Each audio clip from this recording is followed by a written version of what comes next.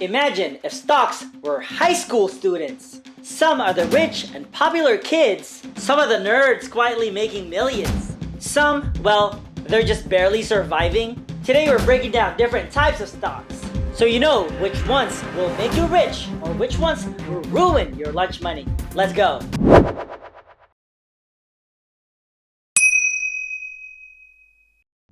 Part 1. The 6 types of stocks. Who is who in the market? The first one, blue chip stocks. The rich, popular kids. These are the old money stocks. Big, successful companies that have been making money for decades. Think Apple, Microsoft, McDonald's. They dominate industries and rarely fail. Oftentimes they pay dividends, meaning they give you extra money, monthly or quarterly, just for owning them. Think of them like a quarterback of the school, always winning and rarely failing. Second, my personal favorite, the dividend stocks. The passive income nerds. These are the students that invest in vending machines that produce money and collects them every month or every quarter. Companies like Coca-Cola or Johnson & Johnson pay shareholders cash just by owning them. These are great for people who want steady and reliable income that maybe even someday replace their jobs. If money could have a sleep schedule, dividend stocks would be earning while you nap.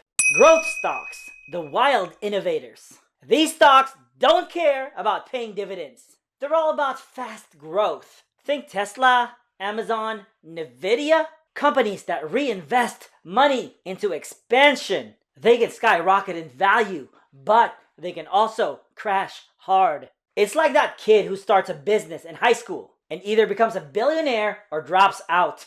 Fourth one, cyclical stocks, the mood swingers. These stocks go up when the company is booming and crash when times get tough. Airlines, hotels, and luxury brands are classic examples. If the economy is good, people fly more, travel more, and buy expensive stuff. If it's bad, people cut back on discretionary expenses. Think of them like that one friend who only shows up when they're in a good mood. Number 5, defensive stocks. The survivors. No matter what happens, people will still buy food, medicine, and toilet paper. Companies like Procter & Gamble and Pfizer and Walmart make money in good and bad times. If you want safety in your portfolio, defensive stocks hold the fort down. It's like that kid who always has an umbrella, or a Boy Scout. No matter what weather, they're prepared. Number 6, the penny stocks.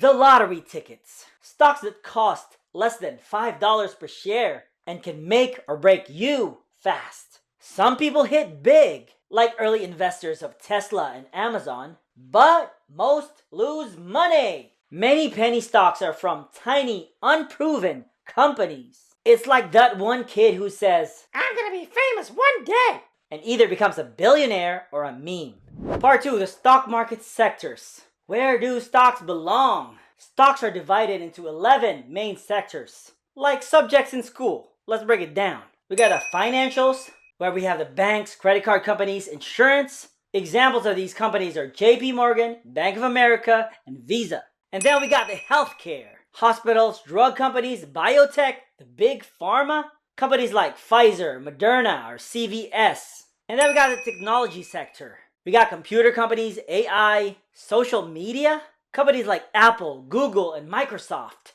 And then we have the energy sector, where we have the oil and gas companies and renewables. Companies like ExxonMobil, Tesla, and Chevron. And then we got the industrial sector. Well, we got the planes, the trains, if you know what I mean. And also factories. In this sector, we got companies like Boeing and Caterpillar. The consumer staples sector. For staple products like food and household items, we got Coca-Cola and Walmart. And then we got the consumer discretionary sector for discretionary items like luxury, entertainment, and brands. Examples are Nike, Disney, or Amazon. The materials sector. We got mining, metals, chemicals, companies like Newmont, Dow, or Freeport-McMoRan. The telecom sector. We got internet and mobile networks like T-Mobile, Verizon, and AT&T. And then lastly, we got the real estate sector, my favorite. We got the REITs and the housing market like Realty Income and Simon Property. Which one are you investing in? The safe blue chips? The explosive growth stocks? Are you playing offense or defense? Are you trying to diversify or focus? Or maybe you want to roll the dice with penny stocks? Let me know in the comments. Subscribe because the next episode, we're breaking down stock exchanges so you know where to trade these stocks. For more investing, finance, real estate, and macroeconomics, let's all learn wealthy together. I'll see you in the next video.